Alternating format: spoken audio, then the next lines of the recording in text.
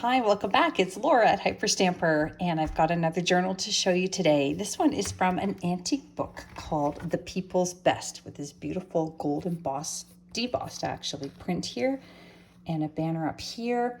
And I've covered it because it was a very plain cover with vintage doilies and some trim. I covered the spine here, which was a bit damaged, so I fixed that up. Put a teeny tiny little bangle here, and the book title from an antique book that says Days Gone By, and a vintage button.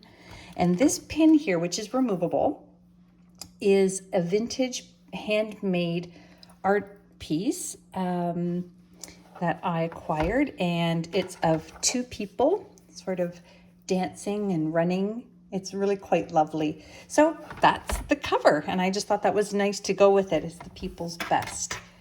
I think it's a lovely name for a junk journal. So let's take a little look inside. This, the original first pages, this is a book from 1927.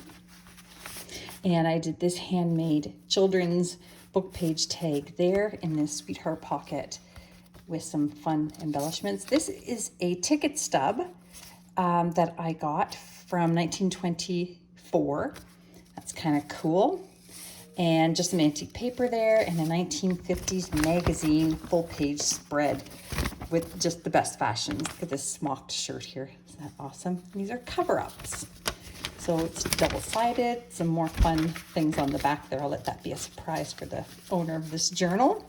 This will be on Etsy shortly. This is just a little glassine envelope here filled with all kinds of stuff, a vintage card, some 1930s Monopoly money, some vintage stamps here, actually a couple are antique, journaling tag I made, and an antique book page that I turned into a little mini booklet.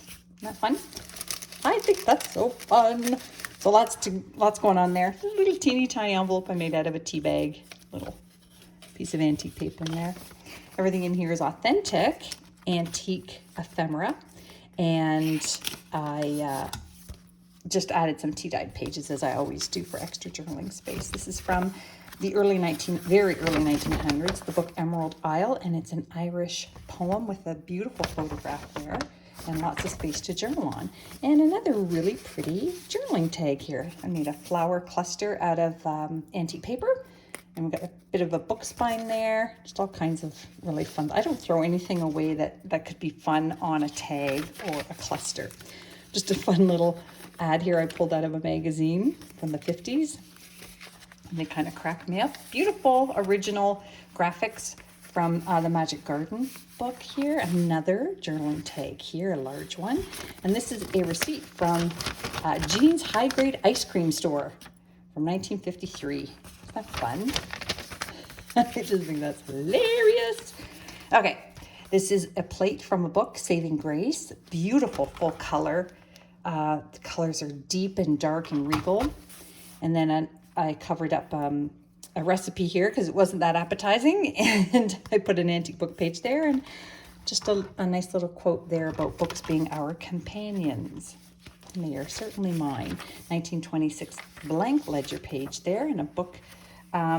It's cut on an angle down here, but because I wanted it to be flat, so I can straighten that. Just put it in the notes if you purchase it.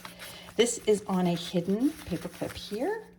And on this side, I've got this beautiful journaling tag here made out of antique ephemera, 1940s dictionary page. And on the flip side, there's two hidden pockets back here with more antique paper journaling cards in there.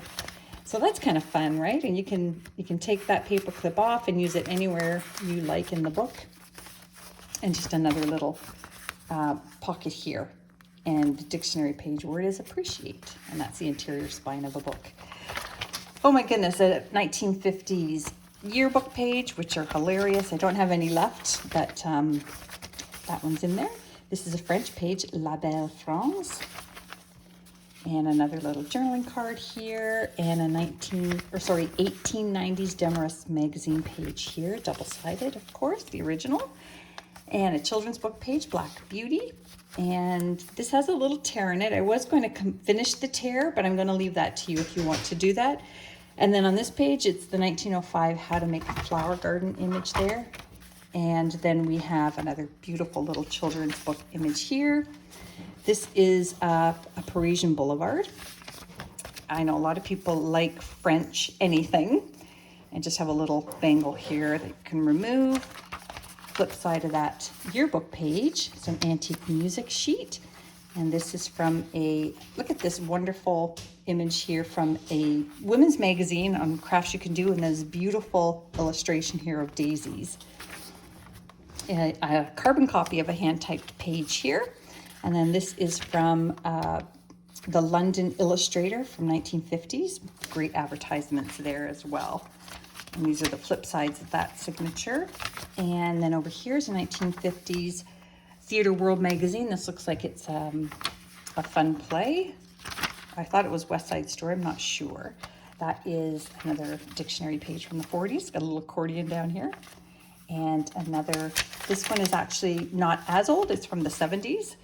And this is quite old, from the early 1900s, A Heart's Desire, and just filled with all kinds of little old recipes that were clipped and fell out of a recipe book. And I just thought they were really fun. I made the pocket out of a children's book page, and just another blank ledger page here, fold out, stuck in that tuck there. And on this tuck from 1899, a beautiful Venice, Italy stereoscope. And that there is the back on instructions on how you would use it. Isn't that cool? Sort of the original Viewmaster, you know, those clicky click. Okay, and these are the flip sides, more vintage stamps here, and that brings us to the end. So I'm about to put that on Etsy. It's a very special journal. I hope you love it. Go to hyperstamper.etsy.com and don't forget to subscribe.